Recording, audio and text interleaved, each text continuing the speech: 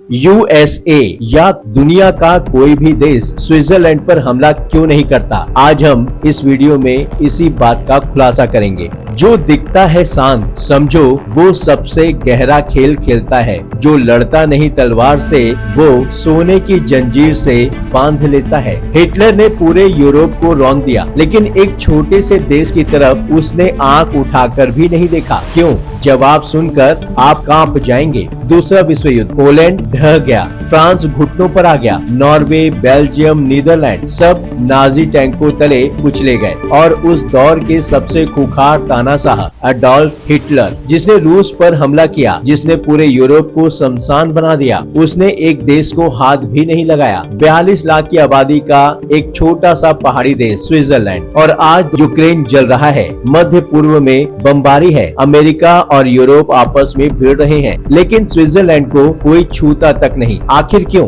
क्या यह सच में शांति प्रिय देश है, या इसके पीछे एक ऐसी डरावनी काली सच्चाई छुपी है जो इतिहास की किताबें बताने से डरती है? नमस्कार, मैं हूं सुशील गिरीश। सच की बात होगी, सीधी बात होगी, क्योंकि ये है 7 टीवी। जब तक सच सामने न आए, तस्वीर अधूरी है। आप देख रहे हैं टॉपिक हब, और आज का सवाल वो है जो शायद आपने कभी स्कूल में भी नहीं पढ़ा। स्विट्जरलैंड पर दुनिया का कोई भी देश हमला क्यों नहीं करता? जून 1940 यूरोप का नक्शा बदल चुका था। स्विट्जरलैंड चारों तरफ से घिरा हुआ था। उत्तर में नाजी जर्मनी, दक्षिण में मुसोलिनी का इटली और पश्चिम में नाजी कब्जे वाला फ्रांस। हिटलर स्विट्जरलैंड को बर्दाश्त नहीं करना चाहता था। नाजी विचारधारा के मुताबिक जर्मन बोलने वाले स्विस आबादी को ग्रेटर जर्मन रीक का हिस्सा होना ही चाहिए था। 1940 में हिटलर के पास ऑपरेशन टैनन बाउन यानी देवदार का पेड़ नाम का पूरा मास्टर प्लान तैयार था। 5 लाख जर्मन सैनिक सीमा पर खड़े थे। एसएस प्रमुख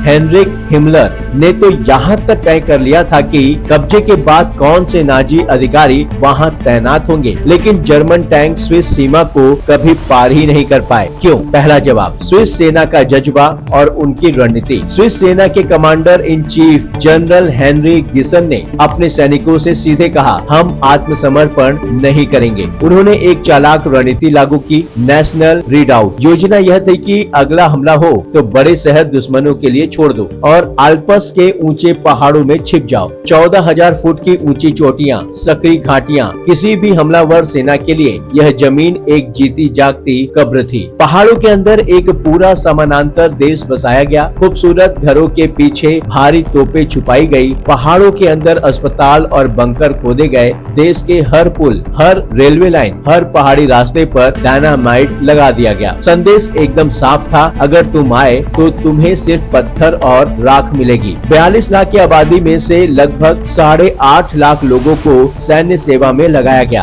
हर घर में एक हथियारबंद सैनिक था। 1943 में एसएस के एक उच्च अधिकारी ने जर्मन हाई कमांड को चेतावनी दी, स्विट्जरलैंड एक ऐसी पहाड़ी छापामार जंग खड़ी करेगा जिसमें लाखों जर्मन सैनिक बिना किसी फायदे के मारे जाएंगे। उसने इसे माउंटेन वर्दुन कहा, लेकिन असली खेल बाकी था। अगर बात सिर्फ पहाड़ों और सेना की होती तो शायद हिटलर कोई रास्ता निकाल भी लेता। आखिरकार उसने नॉर्वे के किले फतह किए थे, लेकिन स्विट्जरलैंड के पास कुछ और था, कुछ ऐसा जो किसी हथियार से भी ज्यादा ताकतवर था। अर्थशास्त्र। यहीं से कहानी पलट जाती है और यहीं से असली अंधेरा शुरू होता है। 1940 के बाद जब मित्र राष्ट्रों ने जर्मनी पर कड़े आर्थिक प्रतिबंध लगा दिए, तो हिटलर की युद्ध मशीन को चलाने के लिए पैसे और कच्चे माल की भारी कमी होने लगी। जर्मनी के पास लूटा हुआ बहुत सारा सोना था, लेकिन अंतर्राष्ट्रीय बाजार में उस खून से सने सोने की कोई कीमत नहीं थी। उस सोने से न स्पेन से टंगस्टन खरीदा जा सकता था, न तेल। यही प्रवेश होता है स्विस नेशनल बैंक का। इतिहास की सबसे कड़वी सच्चाइयों में से एक, स्विस बैंकों ने जर्मनी का वह लूटा हुआ सोना खुशी खुशी स्वीकार किया। बर्गियर आयोग की रिपोर्ट बताती है कि स्विस नेशनल बैंक ने नाजी जर्मनी से भारी मात्रा में सोना खरीदा और बदले में स्विस फ्रैंक दिए। यही वह गोल्ड फ्रैंक अदला बदले नीति थी जिसने हिटलर की युद्ध मशीन को असली ऑक्सीजन दी। इस कठोर मुद्रा के बिना जर्मनी के लिए पुर्तगाल और तुर्की से टंगस्टन और क्रोमियम जैसी चीजें खरीदना असंभव था, जिससे जर्मन टैंक और लड़ाकू विमान बनाए जाने थे। आज के समय में उस सोने की कीमत लगभग 8.5 अरब डॉलर आकी जाती है और स्विस बैंकर यह बात भली भांति जानते थे कि जर्मनी जो सोना बेच रहा है वह उनके अपने खजाने का नहीं है। वह सोना था यूरोप के अलग अलग केंद्रीय बैंकों से लूटा गया था। और इससे भी भयानक सच, उस सोने में प्रलय काल के उन पीड़ितों का सोना भी शामिल था जिन्होंने यातना शिविरों में अपनी जान गंवाई थी। स्विस बैंकों ने यह सोना ले लिया, बदले में जर्मन को स्विस फ्रैंक दे दिए, उस दौर की दुनिया की सबसे स्थिर और सर्वमान्य मुद्रा। और इसी पैसे से हिटलर की सेना अपना हथियार और कच्चा माल खरीद रही थी।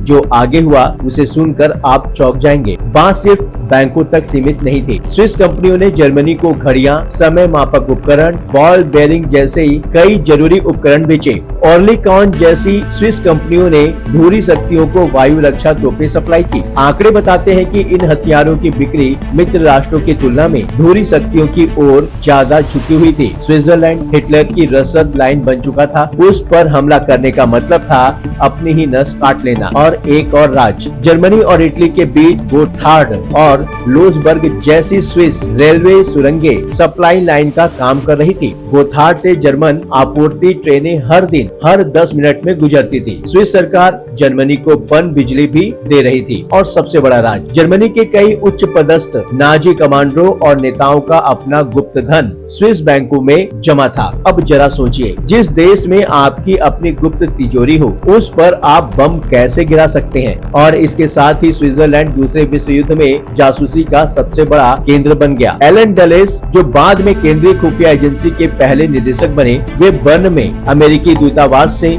OSS यानी रणनीतिक सेवाओं के कार्यकाल का जासूसी नेटवर्क चला रहे थे। स्विस होटलों में मित्र राष्ट्रों और धुरी शक्तियों के जासूस एक ही रेस्तरां में बैठते थे। दोनों एक दूसरे को जानते थे, लेकिन स्विस जमीन पर कोई गोली नहीं चला सकता था। यह एक अजीब मौन समझौता था। अगर जर्मनी यहाँ हमला करता तो यह महत्वपूर्ण गुप्तचर केंद्र भी नष्ट हो जाता, जो खुद जर्मनी के भी काम आ रहा था। कोई भी महाशक्ति दुनिया के इस एकमात्र सुरक्षित क्षेत्र को खत्म नहीं करना चाहती थी। लेकिन अब जरा ये समझिए, इस पूरी कहानी की असली कीमत किसने चुकाई। अगस्त 1942 जब लाखों यहूदी मौत से भागने की कोशिश कर रहे थे, तब स्विस सरकार ने अपनी सीमाएं बंद कर दी। लगभग 20,000 शरणार्थियों को वापस उसी यातना और मौत के मुंह में धकेल दिया गया, यह जानते हुए कि वे वापस उसी दहशत की ओर जा रहे हैं। और इससे भी शर्मनाक, खुद स्विस अधिकारियों ने यह सुझाव दिया था कि यहूदी पासपोर्टों पर जे अक्षर की एक लाल मुहर लगाई जाए, ताकि स्विस सीमा सुरक्षा गार्ड यहूदी शरणार्थियों को जल्दी पहचान सकें और उन्हें जल्दी वापस भेज सकें। युद्ध के बाद जब प्रलय काल के पीड़ितों के परिवार स्विस बैंकों में अपना पैसा वापस मांगने गए, तो स्विस बैंकों ने